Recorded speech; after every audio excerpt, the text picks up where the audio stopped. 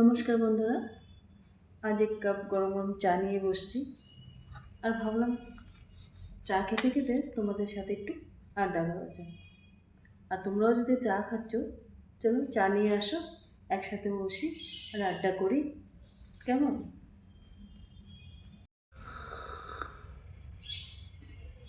বাহ, কি চা হয়েছে, চমৎকার! আদ্রকের ফ্লেভার, শীতকালে চা খেতে ভালোই লাগে, একদম পারফেক্ট হয়েছে চা। গরম গরম চা খেতে খুব মজা লাগে, তাই না? আজ পুরোটা দিনই কাজে কাজে কেটে গেল। কিছু কিচেন, কিছু ক্লিন আপ, আর কিছু ফেসবুক স্ক্রোল করতে। ফেসবুকে তো আসতেই হবে, না আসলে কি হবে তোমরাই বলো।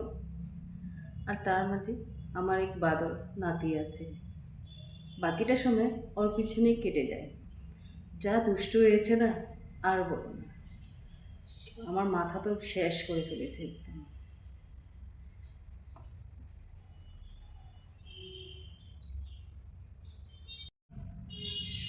তাই ভাবলাম এক কাপ চা নিয়ে বসি আর নিজেকে একটু সময় দিই।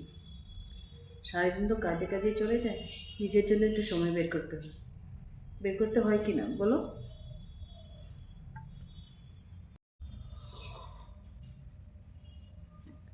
চা ঠান্ডা হয়ে গেলে টেস্ট কম হয়ে যায় আর মুডও ফ্রেশ হয় না। তাই সিপ সিপ করে চা খেয়ে নাও আর এনজয় করো লাইফের মতো, তাই না?